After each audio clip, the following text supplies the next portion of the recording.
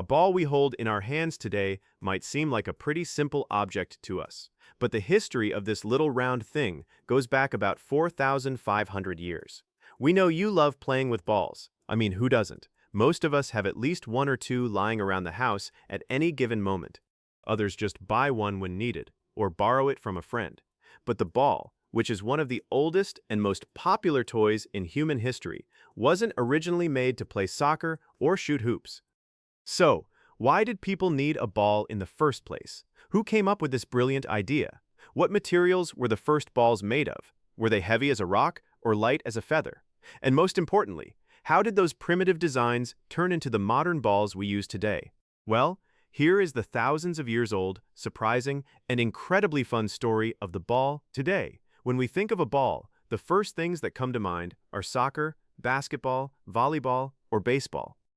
For human communities living about 4,500 years ago, the ball meant something completely different.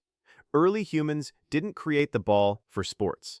That would come much later, because back then, sports rules, leagues, or tournaments as we know them didn't exist and probably weren't even imagined. Actually, the birth of the ball came from one of the most basic needs of human nature: to develop motor skills. In every period of human history, a child's biggest need was to play. The balls made of leather and linen, found by archaeologists in ancient Egyptian children's graves, clearly prove that these round objects were a kid's favorite toy thousands of years ago. Just think about it. A round object was so functional, it could easily be thrown, caught, rolled, and most importantly, it turned into a shared fun that children could enjoy together. Thanks to these unique features, the ball became a powerful natural tool for children to develop hand-eye coordination. For early humans, survival depended entirely on being a good hunter. And the way to be a good hunter was to be quick, agile, and have incredibly sharp reflexes. Back then, hitting a target with a thrown stone meant bringing food home for dinner, protecting your family, and escaping from wild animals safely. And that is exactly where the ball came into play. Researchers believe that games played by throwing and catching round objects were actually a natural training method, preparing children for the hunting skills they would need as adults. So, in those days, the ball wasn't just a fun toy. It earned its place as a vital educational tool that taught people how to survive. As humans, we are all social creatures, and throughout history, we have always looked for ways to gather and socialize.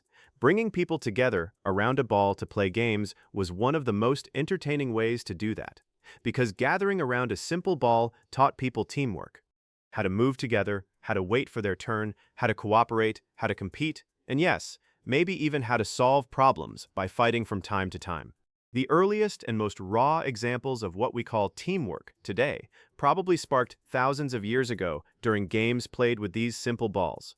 One of the most surprising and spine-chilling uses of the ball was in religious and mystical rituals. This part of history is a bit strange, but completely true, especially for Mesoamerican civilizations like the Aztecs and Mayans in Central America. The ball wasn't just a fun game. When we look at historical records, we face a terrifying fact. These civilizations played ball with the severed heads of sacrificed humans, or enemy tribe members killed in battle. According to their beliefs, the round human skull symbolized the sun, the moon, the cycle of the universe, life and death. By rolling those heads, they mimicked celestial bodies. So, we can say that the origin of the stadiums filled with roaring crowds today actually traces back to ritualistic massacres accompanied by cheering crowds thousands of years ago. I guess none of us would want to be there, especially on the enemy or sacrificed side. But you know what the strangest part is? These civilizations had actually discovered the sap of the rubber tree around 3,600 years ago, and they had already produced the history's very first bouncing rubber balls.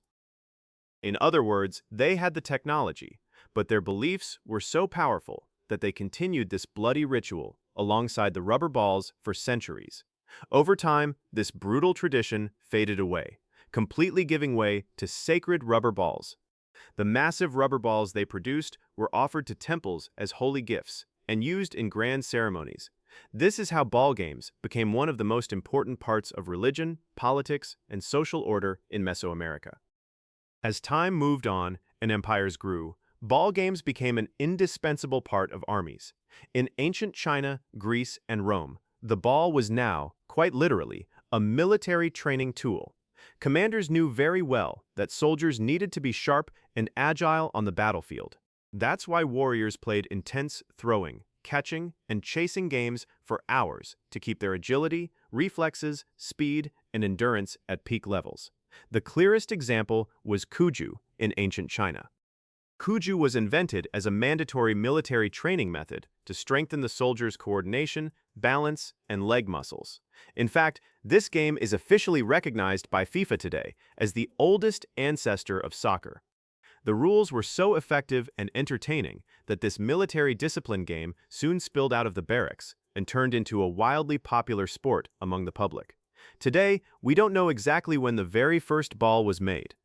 The main reason for this is that the earliest balls were made of organic materials like leather, fabric, reeds, and plant fibers that rot over time. Because of this, many examples from thousands of years ago vanished before they could reach our day. However, excavations carried out by archaeologists have uncovered crucial findings that shed light on the history of the ball. Some of the oldest physical ball examples ever known were found in ancient Egyptian tombs around 2500 BC.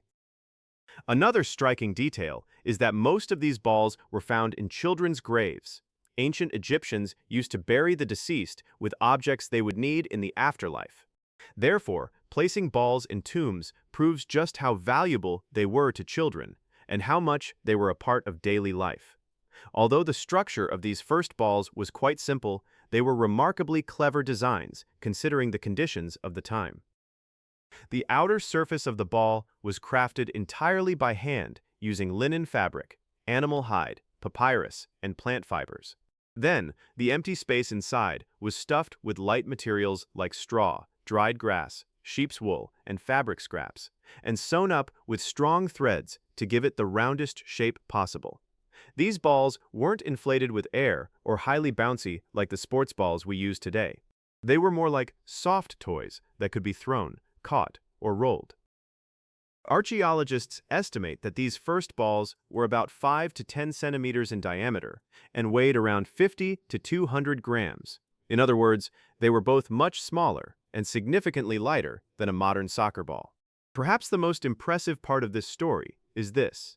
The simple idea developed by humans about 4,500 years ago is still alive today. Despite thousands of years passing by, people are still playing games with a round object. The only things that changed are the materials, the production technology, and the areas where the ball is used. One of the best examples of this evolution is the official match ball used in the 2026 FIFA World Cup. From the cloth balls stuffed with straw and wool by early humans, we have now reached smart sports equipment that can be called engineering marvels. A soccer ball is no longer just a round object. Its panel design, surface texture directly affect flight, aerodynamic grooves, seamless thermal bonding technology, synthetic fabric layers, and bladder structure directly affect how the ball balances in the air, how it curves, its speed, and how it reaches its target. Engineers spend years testing balls in wind tunnels and developing countless prototypes just to fine-tune their flight characteristics. What's more, modern World Cup balls now house electronic technology inside. A motion sensor placed at the very center of the ball sends data 500 times per second, instantly analyzing the exact moment of impact, speed, spin, position, and direction of movement. This data is fed directly into the VAR system and semi-automated offside technology, helping referees make the most accurate decisions. Meanwhile, as we sit in front of our screens, we can see a player's shot blasting toward the goal at 128 kilometers per hour on our TV screens within seconds. We marvel at the curve of the ball and share that thrilling moment with millions of people simultaneously. Just imagine about 4,500 years ago. A child held a tiny cloth ball stuffed with straw. Today, that exact same idea has evolved into a high-tech piece of equipment used in the world's biggest sports organizations, watched passionately by millions, and capable of communicating with AI-powered analytic systems. That is exactly how the story of one of humanity's oldest toys goes, a journey that started as a simple tool for fun, turned into an engineering triumph that pushes the boundaries of technology. And remember, balls are beautiful. Go play with your balls, but now you finally know their thousands of years old story. Perhaps this tiny piece of plastic is one of the most successful engineering solutions ever created.